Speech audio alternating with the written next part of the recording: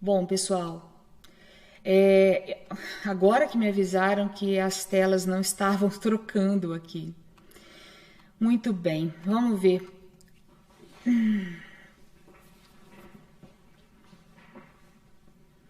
Bom, eu mostrei para vocês, deixa eu voltar aqui. Eu mostrei para vocês, eu estava falando a respeito da competência 2, né? Essa tela aí deveria estar aparecendo para todos. Falei da competência 3, da diferença entre assunto, tema, recorte temático e tese, né? E mostrei exemplos aqui de assunto, tema e recorte temático, né? Além da questão dos temas, das características dos tipos de tema, né? Temas com problematização explícita e com problematização implícita. Aqui um tema, o último slide, eu acho que foi esse que eu estava mostrando para vocês, exatamente para a gente definir aqui a diferença entre assunto, recorte temático e tese, tá? Então eu espero que tenha ficado claro até esse ponto para vocês aqui, a diferenciação, a necessidade, né, de você compreender o que é uma tese, afinal de contas. E a tese, portanto, é o posicionamento, o ponto de vista ou a opinião sustentada do autor, né, em resumo de tudo que eu falei até agora, do texto argumentativo a respeito de um tema específico. A tese, ela deve estar apoiada em argumentos que são desenvolvidos ou que vão ser desenvolvidos ao longo da redação. E a tese, ela deve ser explícita, clara, autônoma e refutável. E agora vocês vão entender o que eu quero dizer com isso nos próximos slides, tá? Que eu vou apresentar para vocês a partir de agora. Vamos ver se agora tá tudo certo, né, pessoal? Me desculpem aí as questões técnicas, a gente trocou, eu tô acostumada a dar aula pelo Zoom, e lá eu nunca tive esse tipo de problema, e a gente colocou hoje esse programa aqui, o OBS, né? E eu ainda não me habituei a mexer com ele, mas eu deixei uma pessoa assistindo para me dizer se estava tudo certo. Mas eu só tive o retorno agora, depois de ter passado já uns 10 slides, né? Infelizmente. Então vamos lá. Gente, eu vou trazer para vocês agora a diferença entre juízo de valor e juízo de fato. Na verdade, esses conceitos são conceitos da lógica, né? E é claro que eu vou usar esses conceitos de uma forma, assim, uma hipersimplificação desses conceitos aí da lógica, mas eles vão ser muito produtivos, né? E importantes para que a gente consiga entender a diferença entre tese e pseudotese, aquilo que eu chamo de pseudotese, porque eu acho que é exatamente aí que está a raiz do problema. Muitos alunos me entregam a redação e eles julgam que eles fizeram de fato uma tese, quando o que eles fizeram foi um juízo de fato e não um juízo de valor. Então vamos lá, para a gente entender isso que eu estou falando, tá? Então, entendam, em primeiro lugar, que a tese é um juízo de valor e não um juízo de fato. O que é um juízo de fato? Um juízo de fato, ele diz respeito às propriedades reais do referente. Quer dizer, ele fala sobre como as coisas são no mundo. Então, são asserções, digamos assim, proposições a respeito da dimensão natural, né, dos fatos objetivos do universo. Quando eu digo o Sol é uma estrela, isso é um juízo de fato. A água ferve a 100 graus centígrados em condições normais de temperatura e pressão, também é um juízo de fato. Os homens são mortais, né? Os homens são mortais, ninguém gostaria, eu acho que ninguém teria intenção aí de refutar uma asserção como essa, porque são asserções que podem ser comprovadas a partir de fatos da realidade. Então, isso é um juízo de fato para a lógica, certo? E o que é um juízo de valor? Um juízo de valor diz respeito a uma avaliação do autor do texto sobre uma questão relacionada às ações humanas, que geralmente envolvem elementos éticos e morais. Então, nesse momento, eu estou na dimensão cultural, saí da natural e passei para cultural. Quando eu faço uma avaliação, que é um juízo de valor, eu estou usando elementos de julgamento, né, que tem a ver com essa dimensão cultural. Por exemplo, quando eu digo a liberdade de expressão deve ter limites, essa é uma asserção, é uma proposição que pode ser refutada, ou seja, alguém pode não concordar com você. Essa é a questão, não é? Uma tese deve ser assim, deve ser algo que eu digo que dê possibilidade a alguém de refutar aquilo que eu afirmo, ou seja, de não concordar com o meu ponto de vista, porque só vale a pena escrever um texto opinativo, um texto argumentativo, se eu estou trazendo um ponto de vista que pode ser refutado. Senão, eu não estou escrevendo um texto argumentativo, estou escrevendo um texto descritivo, informativo. Especialmente quando temas que falam sobre questões do meio ambiente, desmatamento, poluição, crise hídrica, esses temas assim ligados ao meio ambiente, é muito comum que muitos alunos escrevam um texto cheio de informações da geografia, da biologia, né, dados, conceitos, e eles acham que estão escrevendo uma dissertação argumentativa, quando na verdade o texto está muito mais perto de próximo, né, a um texto didático que é meramente informativo do que de um texto argumentativo. Um texto argumentativo deve trazer, então, um juízo de valor, ou seja, um julgamento a respeito de uma determinada situação. Então, quando eu digo a liberdade de expressão deve ter limites, pode ser que alguém não concorde comigo e diga não, eu não concordo, eu acho que não deve ter limites, as pessoas devem sofrer um processo posterior, caso alguém se sinta agredido pelo discurso daquela pessoa, pelo que ela disse, mas a priori não, eu não concordo, eu acho que não deve ter limites. Outros já vão dizer, não, eu acho que tem que ter limites sim, porque a partir da linguagem, a partir do discurso, você pode causar danos a outras pessoas, existe a violência simbólica, né? Existe uma desigualdade político, ideológico, de vários segmentos dentro da sociedade, que faz com que alguns discursos tenham maior efeito do que outros e, portanto, é preciso haver uma regulação. Então, enfim, você dá margem a muita discussão quando você faz um juízo de valor. Quando você diz que o aborto é moralmente justificado em certas circunstâncias, justificável, muitas pessoas podem não concordar com isso, né? E quando eu digo a arte contemporânea, por exemplo, é esteticamente inferior à renascentista, muito polêmica essa afirmação, né?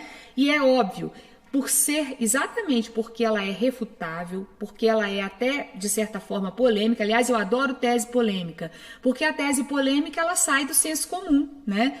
E isso torna o seu texto muito mais interessante para o leitor. Ele fala, opa, quero ver como é que você vai defender esse ponto de vista aí. O que você tem a me dizer a respeito disso que pode me convencer a concordar com você? Então, a tese, ela precisa ser um juízo de valor, né, que traga uma afirmação que seja refutável.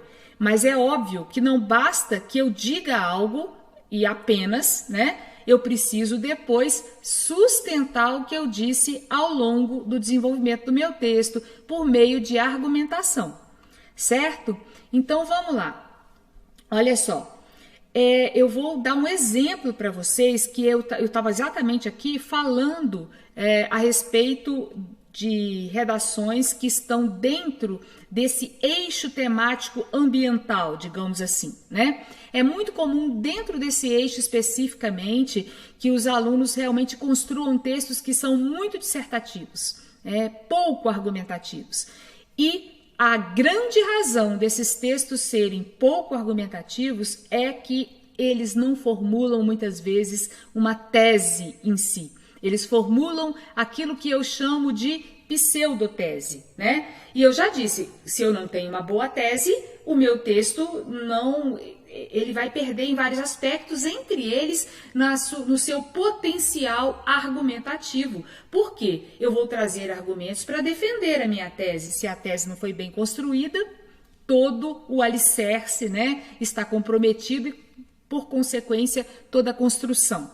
Então, vamos ver esse exemplo aqui. Os exemplos que eu estou trazendo para vocês são exemplos reais, né, de ex-alunos meus que produziram, ou de textos da internet também, de textos do Enem. Geralmente eu trabalho sempre com textos produzidos em situação real, né, porque aí eu consigo ter uma dimensão do que o aluno de fato produz. Então, muito bem. O tema é gestão do lixo urbano no Brasil. Esse período que vocês estão vendo aqui embaixo corresponde à tese do autor desse texto. Ele fez antes, obviamente, uma introdução, né? Nesse parágrafo de introdução você tem uma contextualização. Ele fez essa contextualização de forma clássica, eu acho que era pela atualidade do tema, né? E depois a gente vai falar sobre isso. Aliás, isso vai ser tema de uma próxima live que a gente pretende fazer também, né? Sobre modelos de introdução. Então, ele fez a contextualização do tema e no final desse parágrafo introdutório, ele trouxe isso que deveria ser a tese. O Brasil é o 5º maior produtor de lixo do planeta e apenas uma baixa porcentagem dos resíduos tem destinação adequada no país. Qual é o problema aqui, né? O problema é que isso não configura uma tese, porque eu não tenho aqui nenhum juízo de valor, apenas juízo de fato. Quando eu digo que o Brasil é o 5º maior produtor de lixo, eu estou trazendo um dado, que, aliás, deve ser trazido com fonte, né? Tudo bem, pode ser que ele esteja só apresentando isso aqui, depois vá apresentar a fonte no desenvolvimento do texto e tal. Mas isso é um dado estatístico, é o 5º maior produtor, então ninguém vai duvidar disso, né? Já que é um dado da realidade. E aí, quando eu digo apenas uma baixa porcentagem dos resíduos tem destinação adequada no país, isso também é um dado que eu posso comprovar através de estudos, através de reportagens, enfim, através da verificação da realidade, né, no mundo factual. Então, eu não estou aqui nesse momento fazendo nenhum julgamento de valor, apenas trazendo um juízo de fato. Espero que tenha ficado claro isso para vocês, tá? Não tem posicionamento, ele está trazendo dados da realidade. É o 5º maior produtor de lixo e uma baixa porcentagem desse lixo tem destinação adequada. Tá, e daí? Isso significa, como significou, que esse texto vai ser um texto muito dissertativo, muito informacional, né? Fica parecendo um texto didático, apostila de geografia ou de biologia, algo assim, certo? E pouco argumentativo, o que vai implicar em perda de nota na competência 2 e na competência 3, principalmente. Então, agora eu vou trazer um exemplo de uma tese que realmente é uma tese porque tem um juízo de valor.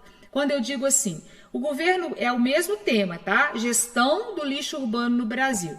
O governo brasileiro tem se mostrado incompetente e negligente para gerir a problemática do lixo, o que tem gerado sérios prejuízos ambientais e desperdício de potencialidades socioeconômicas. Agora sim, eu tenho um posicionamento da pessoa que escreveu o texto em relação ao recorte temático proposto, gestão do lixo urbano no Brasil, né?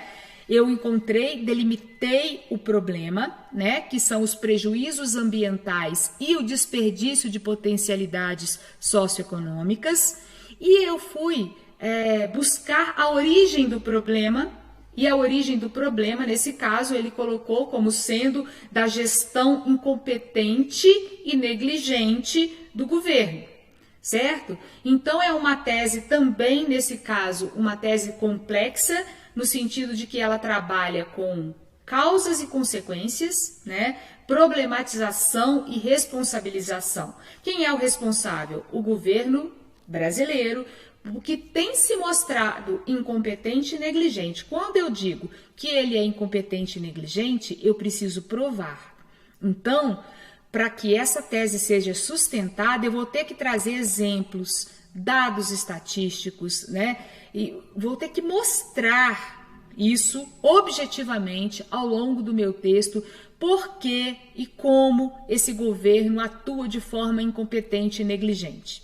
Né? Não basta dizer, preciso provar. E aí ele vai além.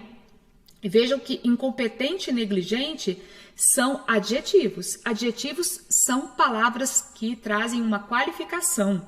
Então, são palavras que ajudam você a construir um juízo de valor nesse sentido. E ele vai dizer, bom, isso gera sérios prejuízos ambientais. Ele não apenas ele está dizendo que gera prejuízos ambientais, mas que são sérios prejuízos. E isso também vai ter que ser mostrado no desenvolvimento. Aliás, a tese, ela é muito importante também como uma forma de manter a organização e garantir a organização do seu projeto de texto. O texto, ele tem uma organização, né, própria e que é avaliada na competência 3, que a gente chama de projeto de texto, né? Os melhores textos são aqueles que têm um projeto claro. A tese, quando ela é bem feita, ela funciona como uma espécie de roteiro para sua escrita. Isso significa que você sabe exatamente o caminho que você tem que seguir, né? Você vai ter que mostrar aí a negligência e incompetência do governo, de alguma forma, e você vai ter que depois explicar e desdobrar quais são esses prejuízos ambientais. Aí você pode imaginar, né, infiltração no solo, contaminação de lençóis freáticos, no caso da queima do lixo, poluição do ar, e o desperdício de potencialidades socioeconômicas. A gente sabe que o lixo é uma grande fonte de renda. Se você recicla o lixo, você pode tirar muita renda, né? Oferecer inclusive empregos para pessoas e gerar renda a partir da reciclagem. Então, isso aí está dentro do desperdício de potencialidades socioeconômicas, geração de emprego, de renda, economia, né?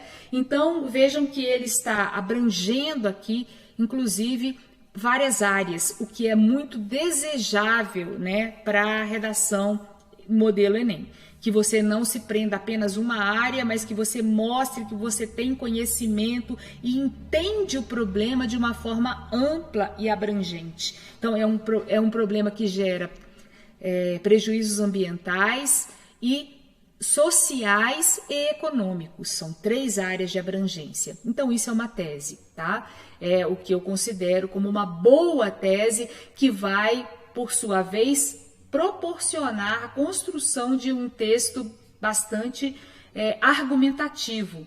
Vamos ver mais um exemplo. E lembram que eu falei que a tese ela precisa ser refutável, né? Refutável significa alguém tem que ver o seu posicionamento, olhar para ele e dizer eu não concordo. Ninguém vai discordar de que o Sol é uma estrela, de que o ser humano é mortal, por exemplo. Mas alguém pode discordar de você, do seu ponto de vista, do seu posicionamento.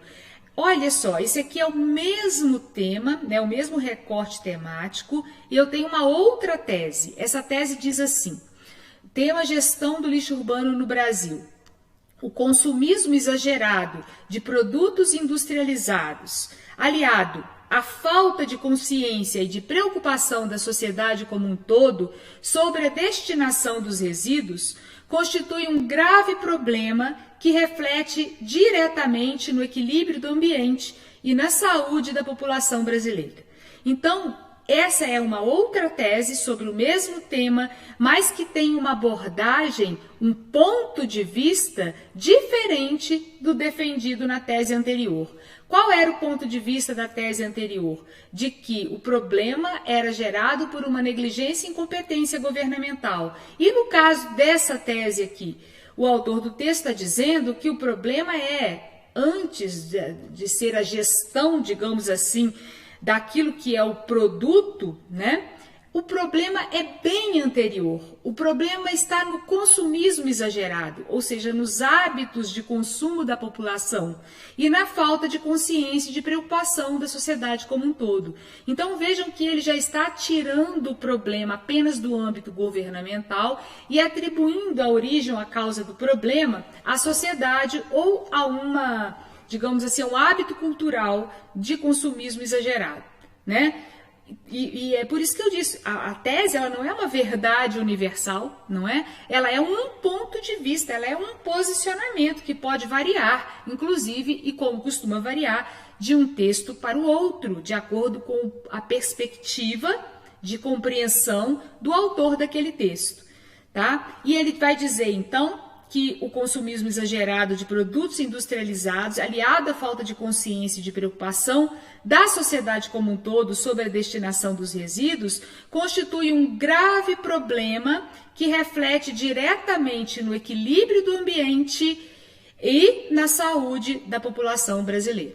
Então, mais uma vez, a gente tem aqui as palavras que eu digo que são palavras de argumentativas, por excelência, que são os adjetivos, né?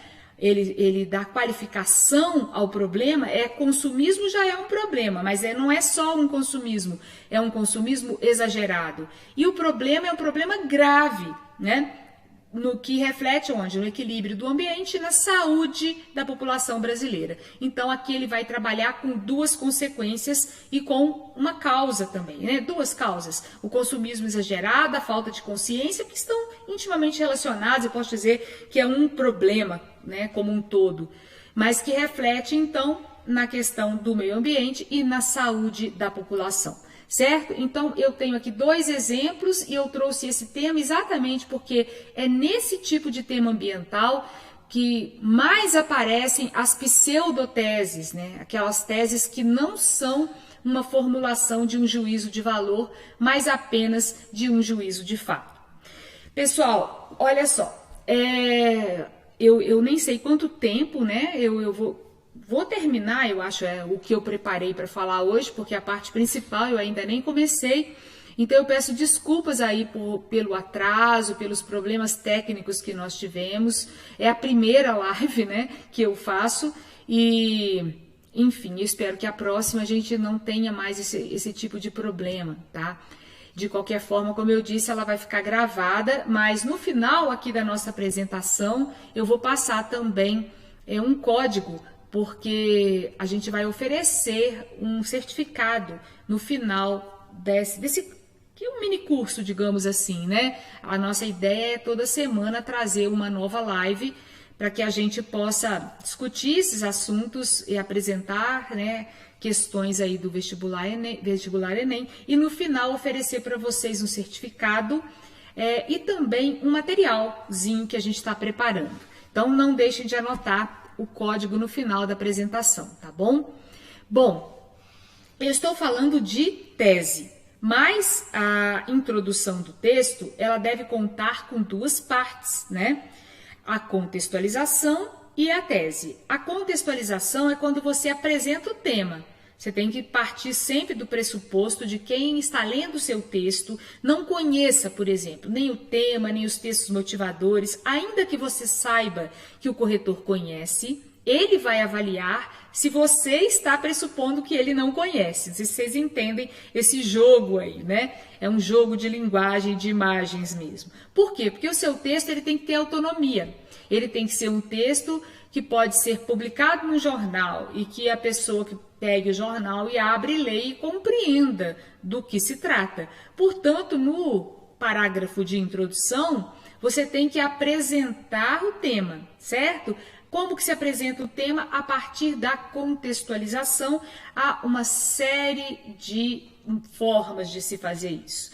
Eu vou até falar rapidamente sobre, aliás, não vou falar hoje, porque é o tema da próxima live. Vou só mostrar para vocês. Eu costumo apresentar 10 tipos possíveis de estratégias de introdução de tema para os meus alunos, e eu digo que é interessante que eles pelo menos treinem umas 3. Porque dependendo do tipo de tema que aparecer para você, você vai poder escolher qual estratégia melhor se adapta, tá? E em segundo lugar, vem então a abordagem, que no caso do Enem, é interessante que seja a tese. Por que eu estou dizendo isso no caso do Enem? Porque não existe nada que diga para você que a sua tese tem que aparecer no primeiro parágrafo. E se você tomar outros textos argumentativos, opinativos, como artigos de opinião, editoriais de jornal, vocês vão perceber que muitas vezes a tese aparece no último parágrafo, né? Não há essa obrigatoriedade no mundo real, digamos assim, né? Bom, é claro que o vestibular também é um mundo real, mas é uma situação artificial, digamos assim, de escrita de textos. O vestibular Enem, né, o Enem em si, é interessante que quando você esteja escrevendo para o Enem, você coloque a sua tese, de preferência, no final do seu parágrafo de introdução, tá? Então, os tipos de introdução possíveis aí. É claro que há muitos outros, esses aqui são os principais, aqueles que eu costumo passar para os meus alunos, que são os mais recorrentes, né? Alusão histórica ou percurso histórico, afirmação inicial impactante, vocês vão achar com outros nomes por aí, até tese, né? Definição ou conceituação, dados estatísticos, roteiro, comparação ou analogia, ressalva ou transgressão, atualidade do tema, em que você, de certa forma, vai dizer para o leitor do seu texto por que é relevante discutir esse tema nesse momento, né? O que está ocorrendo na sociedade brasileira nesse momento que torna a discussão desse tema relevante, né? Essa é a introdução por atualidade do tema, citando algum elemento da atualidade, né? Algum acontecimento ou fato. Frases nominais e produção cultural, que engloba aí literatura, filmes, música, séries, né, etc, tá? Então, cinema, né, filmes já falei. Então, essas são algumas das possibilidades aí de introdução, ou seja, de contextualização para ser usadas nas redações modelo Enem. Esses tipos de introdução precedem a tese, né, que geralmente vem no finalzinho do primeiro parágrafo. Bom, uma coisa que é muito importante também, antes de apresentar, que a gente vai fechar aqui com os 4 tipos de tese que eu quero mostrar para vocês, é pensar um pouquinho na filosofia do Enem. A redação do Enem, ela é também um teste para verificar o seu preparo para o exercício da cidadania. Cidadania é uma palavra importantíssima, tá? Na prova do Enem. E é bom que a gente tenha isso em mente, né? Isso não é só aqui uma perfumaria, mas é algo fundamental se você quer entender como funciona, né, a correção do Enem. Então, a proposta de redação do Enem, ela é criada para dar oportunidade ao aluno que está escrevendo de se posicionar como cidadão, né, diante de um problema atual da sociedade brasileira. Então, eu sou um cidadão pensante, crítico, e eu quero me posicionar em relação a um problema da atualidade, de tal modo a mostrar que eu tenho um posicionamento, uma opinião formada a respeito desse problema e sou, além disso, capaz de fazer uma proposta de intervenção, ou seja, algo que possa modificar, melhorar essa realidade, tá? Então, problematização e proposta de intervenção são 2 momentos assim em que você está provando a sua cidadania, que você é um cidadão consciente da realidade circundante, né, que se atualiza, conhece os problemas de várias naturezas e que você é capaz também de propor uma intervenção na sua realidade, para modificar essa realidade. Por isso, eu sempre digo que é interessante que você faça uma abordagem mais social dos temas do Enem. O que eu quero dizer com isso, né? Pensar num tema, por exemplo, como automedicação. se você pensar nesse tema, muitos alunos, quando vão escrever sobre esse tema, vão falar quais são as consequências da automedicação. Vão dizer, você pode se intoxicar, ter uma alergia, desenvolver dependência em relação ao medicamento, mascarar os sintomas e aí agravar a sua doença. Esses são problemas, digamos assim, para o indivíduo, para aquele que se automedicou. Mas, além disso, você poderia ir além e pensar em um problema que seja mais coletivo, mais social? Nesse caso, o que a gente poderia pensar aqui? Né? Por exemplo, quando você toma de forma errada um antibiótico, o que acontece? Né? Aí você precisa tomar 7 comprimidos, você vai na farmácia e compra uma cartela de 14. Aí sobraram lá 7 comprimidos, né? Quando você sente um sintoma parecido, você fala, tô com a mesma coisa, vou tomar esse remédio aqui de novo. E às vezes, sem ir ao médico, sem se consultar. Você pode tomar uma medicação que não é adequada para o seu caso, você pode tomar numa quantidade inferior àquela que seria recomendada pelo seu médico, né? Interromper esse tratamento antes da hora, por aí vai. E com isso você vai estar criando bactérias hiperresistentes, ou seja, resistentes às medicações que existem no mercado.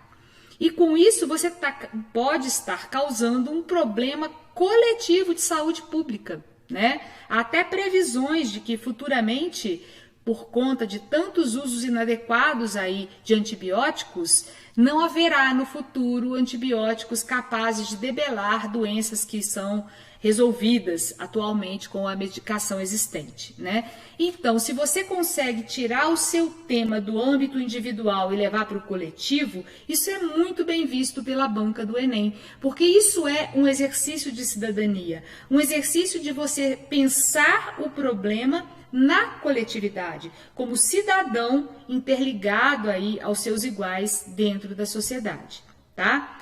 A outra questão é a questão da problematização, que eu já falei para vocês. Vocês sempre precisam olhar para o tema e se perguntar o que está acontecendo, por que isso é um problema, de onde vem o problema, o que esse problema causa e o que deve ser feito para resolver o problema. Essas são perguntas fundamentais em qualquer tema do Enem, para que você consiga, a partir daí, construir um ponto de vista e fazer uma boa tese, elaborar uma boa tese. Além disso, uma outra dica aí é a questão da transdisciplinaridade, ou seja, das áreas afetadas, né? É sempre interessante que você demonstre, eu já dei exemplo anteriormente, que você é capaz de perceber o problema de forma abrangente, né? Quais são os desdobramentos culturais, econômicos, ambientais, sociais desse problema? E não fique restrito a uma única área. Tá? Então, isso são dicas gerais, a gente pode retomar isso em algum outro momento para explicar melhor. Quando vocês se depararem com os temas do Enem, vocês vão perceber que há basicamente 3 tipos de tema. Como eu disse que é importante problematizar para a gente chegar na tese, então é preciso que a gente entenda que essa problematização nem sempre ela vai ser dada assim de bandeja, né? Nem sempre ela vai estar explícita. Em alguns casos, sim. Por exemplo, temas como caminhos para combater a intolerância religiosa no Brasil. Intolerância por si só já é uma palavra super problematizadora, né? Então o tema está explícito, ou seja, é um tema explicitamente negativo. E eu vou buscar responder a pergunta, então, por que é um problema? O que causa a intolerância religiosa? Qual a origem da intolerância religiosa? A persistência da violência contra a mulher na sociedade brasileira, que eu já mencionei esse tema anteriormente, já comentei inclusive, né? Persistência da violência já traz aí a problematização explícita no próprio tema. Ok. Para esses temas eu costumo perguntar então por que ele é um problema e a partir daí construir minha tese.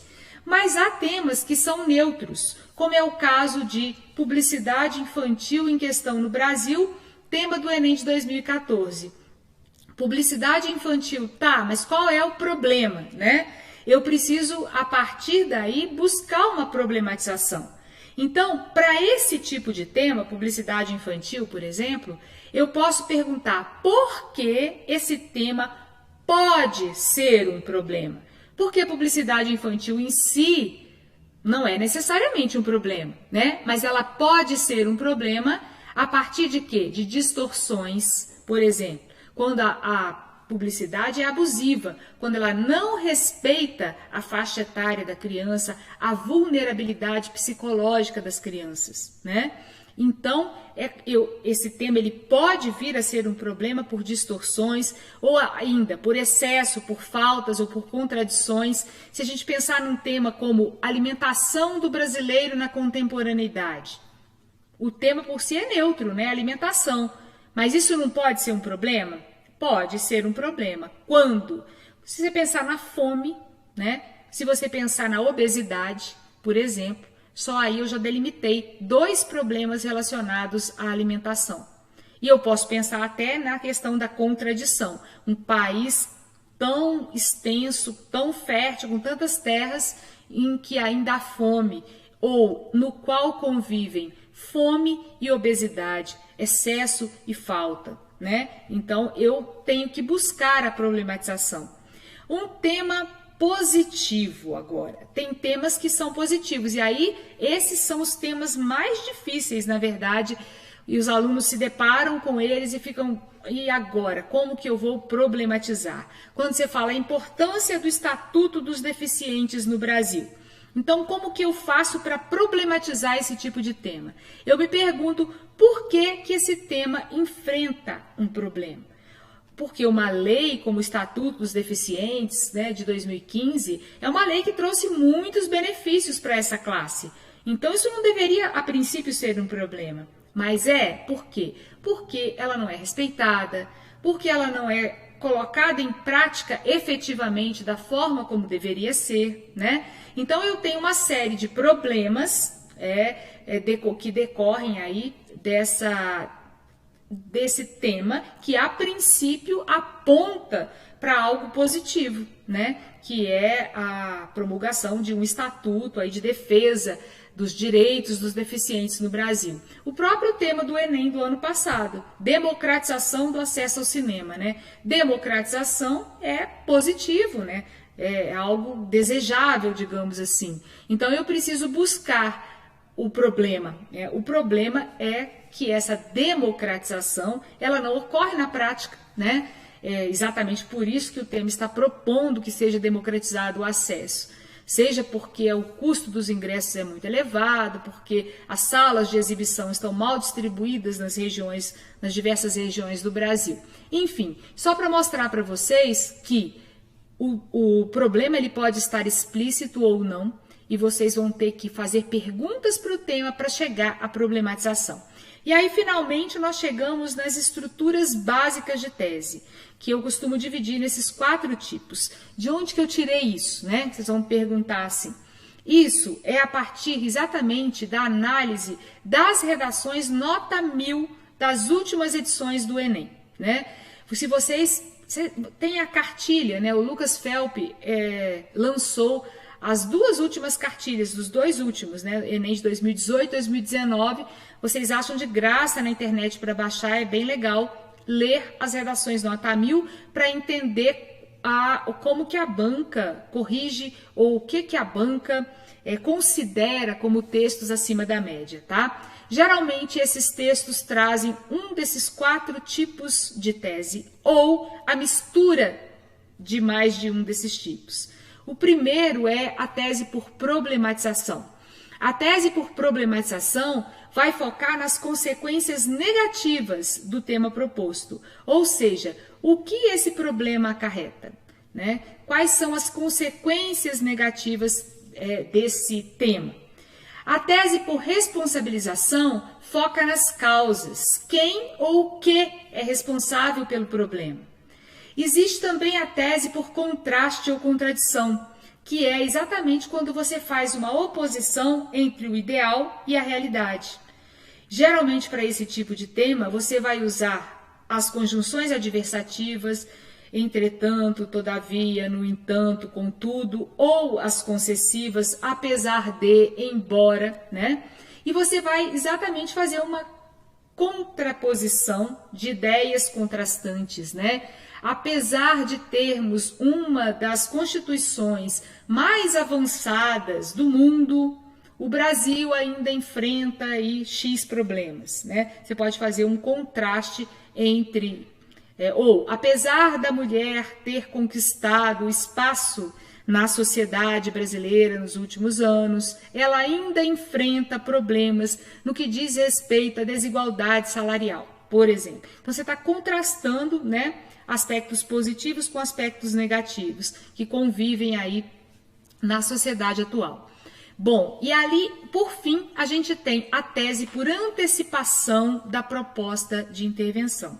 É claro que você não vai apresentar uma proposta de intervenção completa na sua tese. A ideia é que você apresente um resumo que pode ser um resumo dos agentes ou das ações. Por exemplo, para combater a violência contra as mulheres no Brasil, é preciso que se aposte em ações governamentais ou em ações educativas e punitivas. Ações sociais e governamentais ou educativas e punitivas. Duas possibilidades aqui. Então, o que eu estou fazendo aqui? Eu estou resumindo os agentes, ações sociais e governamentais, são dois agentes diferentes, né? Ou eu posso resumir as ações educativas e ações punitivas. É claro que eu não vou, nesse momento, detalhar isso. Isso vai ser feito lá na conclusão do texto, no momento em que eu for apresentar a minha proposta de intervenção. Aí eu vou dizer, vou detalhar aí esses agentes, né? E vou detalhar o caráter dessas ações. O que são essas ações educativas? Como elas serão feitas? Por meio de quê? Com que finalidade? E as punitivas também. O que vai ser feito? De que forma? Né? Com que finalidade? Tá? Mas eu posso apresentar.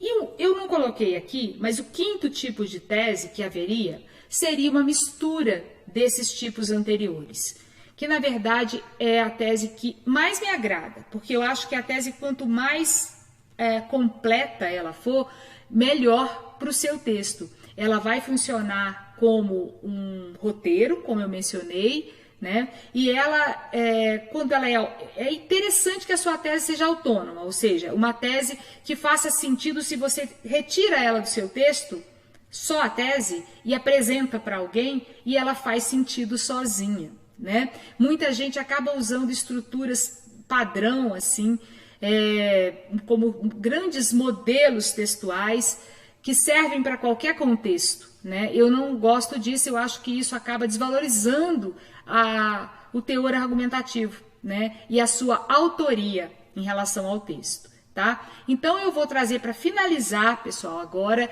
já que a gente já chegou até aqui, nesse momento, eu vou finalizar mostrando um exemplo de cada tipo de tese que eu acabei de mencionar, tá? Então, uma tese por problematização, ou seja, uma tese que foca nas consequências. O tema é a persistência da violência contra a mulher na sociedade brasileira. Então, ele diz assim: a violência contra a mulher no Brasil tem apresentado aumentos significativos nas últimas décadas. De acordo com o mapa da violência de 2012, o número de mortes por essa causa aumentou em 230% no período de 1980 a 2010. Aí começa a tese. Esse problema exige uma intervenção urgente por parte do governo, uma vez que coloca em sério risco a integridade física e psicológica de milhares de cidadãs brasileiras. Essa parte que está em negrito corresponde à tese por problematização, ou seja, qual a consequência do aumento da violência contra a mulher nesse período. Toda essa parte anterior aí é a contextualização, tá? A tese está no final. E essa tese eu estou focando na questão da problematização, mas vejam que ela não é apenas tese por problematização. Ela é também uma tese por antecipação da proposta de intervenção. Porque quando ele diz que exige uma intervenção urgente por parte do governo, de alguma forma ele já está antecipando aí uma proposta, de forma muito genérica, né, sem nenhum tipo de concretude. Se terminasse aqui, para mim estaria ruim, né? Mas como ele continua e aí traz as consequências, tudo bem, né, nesse momento aqui. Então, esse é um tipo de tese por problematização com foco na consequência. Uma tese com foco na causa, ou seja, na responsabilização. Aí eu vou buscar, como eu disse, quem ou o que é responsável por aquele problema. É o mesmo tema. Então vamos ver. A questão da violência de gênero persiste na atualidade em razão da insuficiência de leis protetivas e da lenta mudança de mentalidade social. Então vejam que aqui nesse momento eu estou trabalhando com as causas, né? Insuficiência de leis protetivas, isso vai ser retomado no desenvolvimento do texto para ser detalhado, explicado, e lenta mudança na mentalidade social, ou seja, uma sociedade machista, patriarcal, e tudo isso vai ser aprofundado nos parágrafos de desenvolvimento, mas eu estou trabalhando com causa. A outra tese aqui também parecida. A violência persiste na medida em que ainda vivemos sob a égide de um modelo patriarcal, no qual é afirmada a superioridade masculina e naturalizado o direito dos homens de dominar as mulheres. Então, é parecida, né? São duas teses que focam nas causas e, nesse segundo caso, no modelo patriarcal. Tá? Então, é uma tese, digamos assim, mais teórica, a outra é uma tese mais objetiva, prática, né? Está falando a insuficiência de leis e a lenta mudança de mentalidade aqui é o que tem de similar entre essas duas. Mas, de qualquer forma, elas focam nas causas. Agora, um exemplo de tese por contraste ou contradição. Ainda que as mulheres já tenham conquistado muitos direitos, como o direito ao voto e à educação, persiste no Brasil uma cultura machista e misógina, herança do nosso passado patriarcal, que tem como efeito a naturalização da violência, o que dificulta o seu combate. Então, essa é uma tese por contraste, mas também, apesar de ser por contraste, não é uma tese simples, é uma tese complexa, porque ele também está falando de causas, né? Então, mas está contrastando o quê? As conquistas por parte das mulheres, dos direitos como o direito ao voto, o direito à educação, e mostrando que, se por um lado houve todas essas conquistas, por outro, persiste essa cultura machista e misógina no país, que é uma herança do passado patriarcal. Então, aqui está a causa do problema. E aí, ele vai trazer também a consequência. Qual é o efeito? A naturalização da violência. A naturalização, você torna aquele velho discurso, né? Em briga de marido e mulher não se mete a colher, que é uma espécie de naturalização. Você acha normal que numa briga de marido e mulher, que a mulher apanhe, por exemplo, e não se denuncie isso. Isso tem mudado com o tempo, mas de qualquer forma existe essa naturalização da violência contra a mulher na nossa sociedade. Então veja que é uma tese bastante complexa, né? Eu trouxe para ilustrar o contraste, mas não há apenas o contraste aqui, há também um trabalho com causas e consequências. Essa aqui é um pouco mais simples. A sociedade brasileira, apesar de avanços significativos, ainda promove condições que subjugam esposas profissionais cidadãs. Então, aqui também eu estou fazendo um contraste e vejam que eu tenho ainda que, o apesar de, geralmente se usa aí esses conectivos, né, concessivos ou adversativos para você introduzir essa contradição ou esse contraste. E, por fim, a última, a tese por antecipação da proposta de intervenção, né? Nesse caso aqui, eu vou trazer uma antecipação da proposta de forma mais resumida. O Brasil só será capaz de enfrentar essa grave mazela social por meio do combate à mentalidade machista e da aplicação severa de leis de proteção da mulher, tá? Então, essa é uma outra possibilidade de tese que eu, pessoalmente, gosto quando ela vem combinada com um outro tipo de tese, ou por responsabilização ou por problematização, tá? Então, são esses 4 tipos de tese, eu espero que tenha ficado aqui claro para vocês, né, quais são esses modelos, que são os mais recorrentes nos textos nota 1000, né, que vocês podem ter acesso através dessa cartilha aí do Lucas Felp, que eu recomendei para vocês, tá? Tem do Enem de 2018, 2019.